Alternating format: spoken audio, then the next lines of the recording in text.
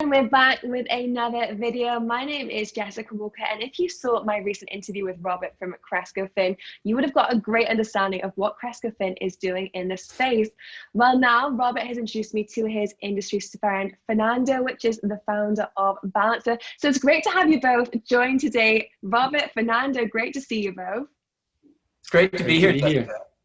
Thank you guys so much. So Robert, maybe I'll turn to you first of all and just ask you how you know Fernando, how you came to interact CrescoFin and Balancer. Where did these two worlds come together? Well, we're excited to develop a community in DeFi. So we were looking at listing on Uniswap, and then a number of people in the community said, look, if you're initially putting your tokens on Uniswap, you really need to look at Balancer. I mean, in particular, it was David Hoffman from Bankless who advises us, and he said, look, if you really want to make the community happy, you want to get your tokens out in a really fair way, you need to look at LBPs, which is liquidity bootstrapping pools from Balancer. So he put me in touch with Fernando. Awesome. And Fernando, what a compliment to you that the community has kind of pushed for this introduction of you both. That must be quite a compliment to you. It is, yeah. I was really, really happy to hear that, yeah. Fantastic. So tell me a little bit more about Balancer. I'd love to hear a little bit more. Like, how is it different from other exchanges? What kind of work have you been doing so far this year? So Balancer is a protocol for programmable liquidity. It's a type of AMM, automated market maker. And it basically allows anyone to create liquidity pools that are flexible and they can change the parameters. So for example, instead of creating a pool that has only 2 tokens, like on Uniswap 50-50, let's say ETH and DAI, you can create a pool with 3, 4, even up to 8 tokens, and you can set different weights. So you can define what level of exposure you want to have to each of those tokens. So it resembles a lot an index fund because it constantly rebalances the number of tokens you have so that the value you have in each of those tokens is more or less the weight that you set. So if you want to have 80% ETH and 20% DAI, the protocol will make sure that those percentages remain stable, even if the price of ETH goes up, for example, or down. Which it has been doing. I think for an exchange like Balancer in 2020, it must be a really exciting time because we've seen some amazing price action in the past week to alone. I know myself and Robert spoke about this on a video just a few days ago. So business for you right now, it must be very exciting. A lot's going on. Yeah, and also for LPs, because as prices go up and down, they're generating fees, right? So they're providing a service to traders, they're providing liquidity, and they're paid back in fees, which is pretty cool. Fantastic. And Robert, I'd love to turn to you now and just ask you how we've seen some of the benefits there from Balancer, as Fernando has explained. What made you decide to choose Balancer over other exchanges as well? Well, the community recommendation led us there.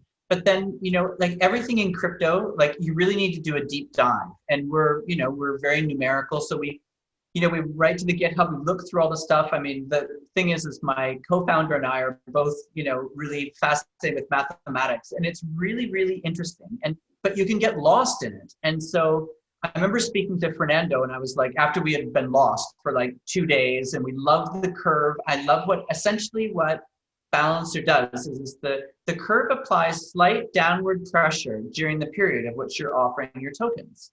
And so what that prohibits is like a rapid upward increase in the price where the community kind of loses out because the price just goes through the ceiling. And so anyway, I said to Fernando, I'm like, how do you sum up all the stuff in your GitHub? And he kind of summarized it in my mind as saying like, bots lose and the community wins. Amazing. That is a very nice slogan. I think it would look great printed on a t-shirt as well. So you talked to some of the benefits there for kind of investors and traders. I'd love to hear a little bit more about kind of more listings that we might be seeing as well moving forward. Well, there's a ton of very cool projects that are talking to us and interested.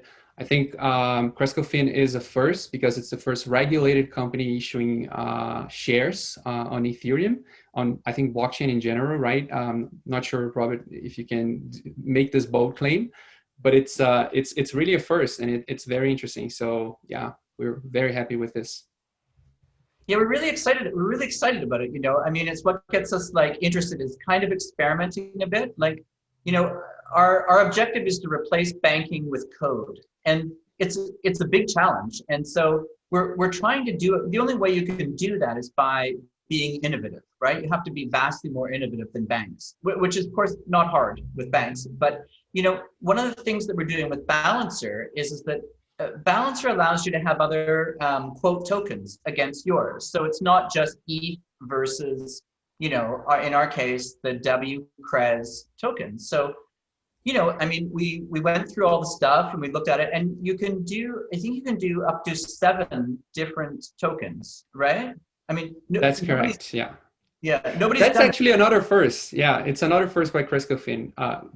Most projects, or all the projects so far, they sold their project tokens for either DAI or ETH, right? So, but since the LBP or Balancer as a whole allows up to 8 tokens, what you can do is you can say, I want to sell my project tokens for half ETH and DAI. And then people can trade anytime DAI for ETH, ETH for DAI, or CrescoFin tokens for any of those two. So it's a pool of tokens where at the same time you're selling, the company is selling the project tokens, but anytime someone who paid for a token at a higher price, they feel like they want to buy more, they can buy more. They want to sell back, they can sell back, because it's at the same time a Uniswap sort of market. So it's a balancer pool that allows people to trade. But at the same time, since the weights are flipping or changing over time, the amount of value in the pool goes down from what it starts in CrescoFin tokens and goes up in DAI, which is pretty much what anyone wants if they're doing a sale, a token sale. They want to sell their tokens for DAI or ETH. And so that's what we're going to do is pretty cool. We're gonna have the token quoted against both ETH and DAI. And this sounds really interesting. And I know that, Fernando, it sounds like you've been having a very busy year getting this off. And you referenced Uniswap as well as kind of a similar concept when it comes to exchanges as well. And are we seeing that this is going to be the future of exchanges now? We're seeing a lot of firsts from Balancer and also Uniswap. Is this going to be how the industry is really moving forward for this kind of decentralization push and this kind of financial freedom aspect that we're seeing that really retail investors, they really want to see? I do believe so, Jessica. I think that all we need is a lot better UI and UX and a lot more scalability in the first place, because we don't have that. So in order to replace banks with code and see CrescoFin being huge, and I'm a fan of the idea, by the way, I think we need more scalability, and we need just more time for people to get used to crypto. And things like insured funds, like what Robert is offering with CrescoFin, I think those things help a lot. The like conventional minds in the normal world, the normies, like we call them, to come to crypto because they feel like, okay, I'm insured. I can understand better how this works. This works. It's not so much like the early days, but it takes time. Like I think it's like 5 to 10 years. We'll see a much different world than we see today, and crypto will be in the center of the revolution. And it's really interesting as well. I saw a tweet from a kind of a crypto enthusiast and influencer, Anthony Pompliano, today, I think, which was saying that actually saving at the moment isn't enough if you want to be financially free. You need to start investing. So guys, I love the idea. And Robert, just to end, if you're an investor, you watch this interview and you want to hear a little bit more, where can people go for a little bit more information?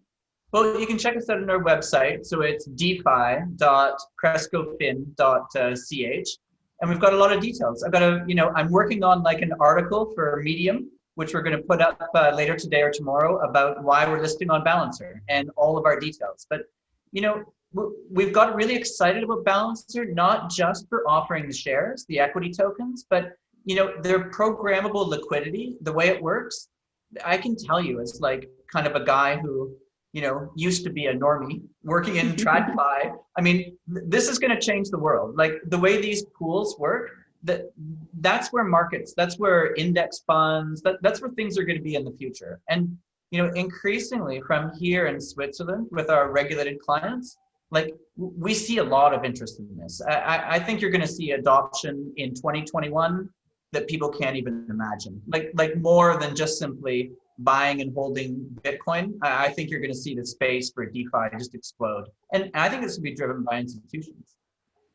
Amazing. And this interview is November 2020. So we will look back and we'll say, Robert, you were right. You called it. Amazing, guys. It was fantastic to catch up. Fernando, thank you so much for your insights. And Robert, as always, great to catch up. I'm looking forward to future chats as well. Yeah. Thanks so much, Jessica.